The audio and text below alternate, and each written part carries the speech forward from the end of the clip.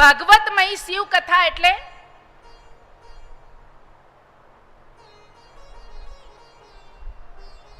જ્યારે આ જગત છે ને, તો જગતમાં 3 પ્રકારના લોકો છે. એક જ્ઞાન જગત છે, એક કર્મ જગત છે અને એક ભક્તિ જગત છે. એક સમજે છે ફક્ત જ્ઞાન વેચવું જોઈએ, એક સમજે છે ફક્ત કર્મ જ કરવું જોઈએ અને એક સમજે છે ફક્ત ને ફક્ત ભક્તિ જ સાચી છે. પણ ભાગવત ભગવાન, પુરાણો, કોઈ પણ પુરાણો એવું કહેતા નથી કે ફક્ત જ્ઞાનથી આપણી મુક્તિ થાય. શૌનકે સુતજીને પૂછ્યું, સુતજી સુખદેવને પૂછે, બધા એમના ગુરુને સવાલ કરતા જાય ગુરુ પરંપરાથી કે અમારે જીવનમાં મુક્તિ મેળવવા માટે શું કરવું જોઈએ, અમારાથી ઘણા પાપો થઈ ગયા છે, શું કરવું જોઈએ. ભાગવતમાં શ્રી કૃષ્ણ ભગવાન નિજ ધામ શિવજી પાસે જવા નીકળ્યા ત્યારે, એમનો દેહ છોડવાનો વખત આવ્યો ત્યારે ક્યાંય ઉલ્લેખ નથી કે એમનું શું કર્યું કૃષ્ણ ભગવાન. કૃષ્ણ ભગવાન એક એવા ભગવાન છે, એમને કૃષ્ણ વંદે જગત ગુરુ, ભગવાન તો આપણે કીધા પણ એ જગતના ગુરુ તરીકે અવતર્યા. પણ એમના કાર્ય થકી,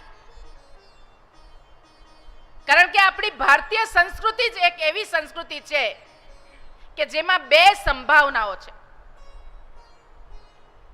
ખાલી ઋષિમુનિઓ લખી નથી ગયા દુર્લભમ ભારતે જન્મ, અને પાછું એમાં કહ્યું નર જન્મ દુર્લભમ.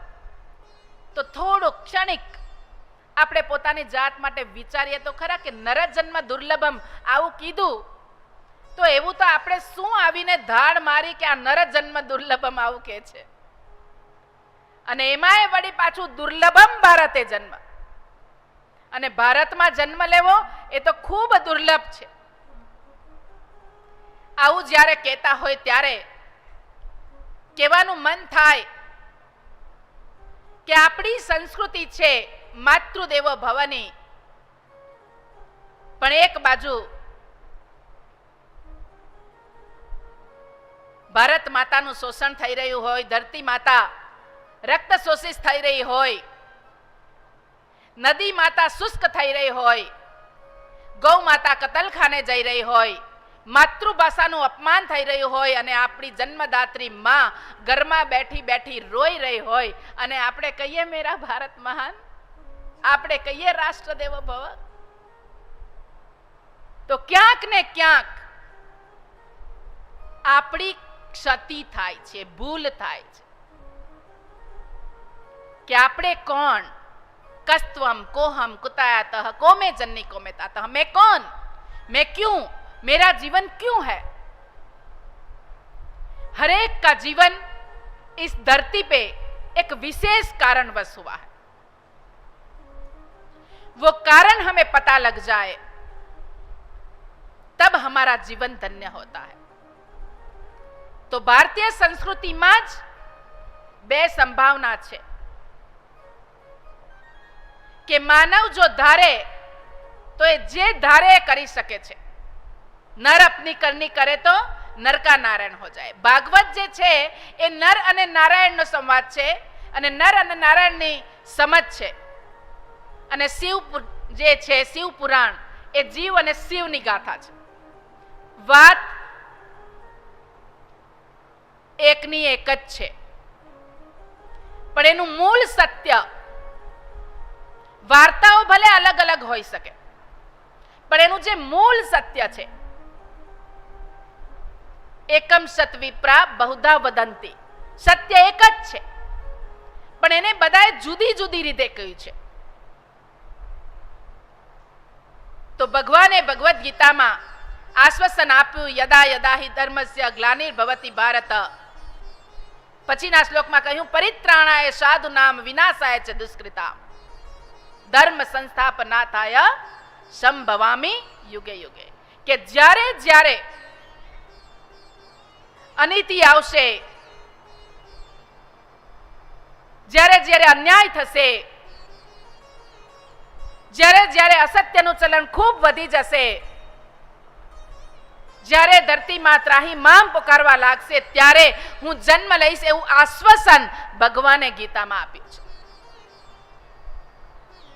એટલે શું થયું કે બ્રહ્મનું મનુષ્યકરણ, કે બ્રહ્માએ શું આપણને આશ્વાસન દીધું છે કે જ્યારે જ્યારે જરૂર પડશે ત્યારે હું નીચે અવતરીશ. એટલે બ્રહ્મનું મનુષ્યકરણ, કે મનુષ્ય થશે. એમ કૃષ્ણ ભગવાન આવ્યા, એમ આપણા 10 અવતાર આવ્યા.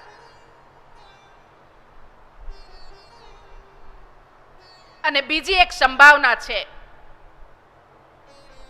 કે હરેક જીવ ચાહે તો શિવ બની શકે છે, શિવત્વ પ્રાપ્ત કરી શકે છે.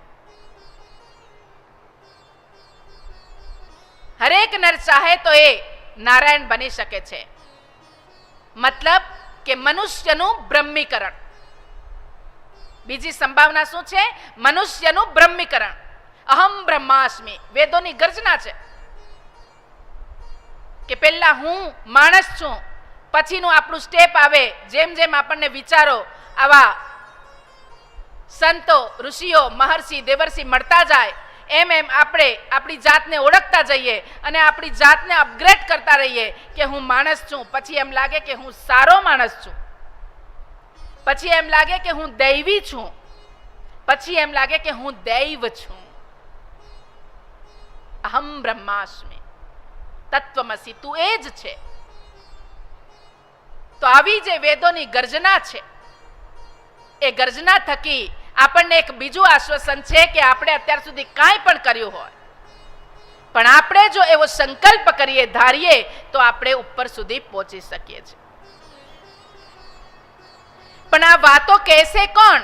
એટલે કૃષ્ણ ભગવાન જ્યારે નિજધામ જવા લાગ્યા ત્યારે ઉદ્ધવે કહ્યું કે તમે રોકાઈ જાઓ, કારણ કે કૃષ્ણ ભગવાન જ્યાંથી એકવાર નીકળી ગયા ને ત્યાં પાછા ગયા નથી.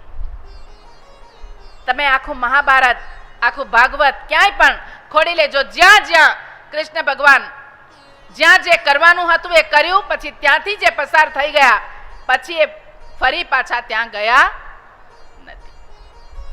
પણ જ્યારે એમની છેલ્લી ઘડીએ ત્યાં સુધી આપણને વાંચવા મળે છે અલગ અલગ શાસ્ત્રોમાં, પણ ક્યાંય એમનો અગ્નિદાહ થયો, જે આપણા પ્રામાણિક ગ્રંથો છે એમાં કદાચ બીજી જગ્યાએ મળી પણ જાય કે એમનો અગ્નિદાહ આપ્યો.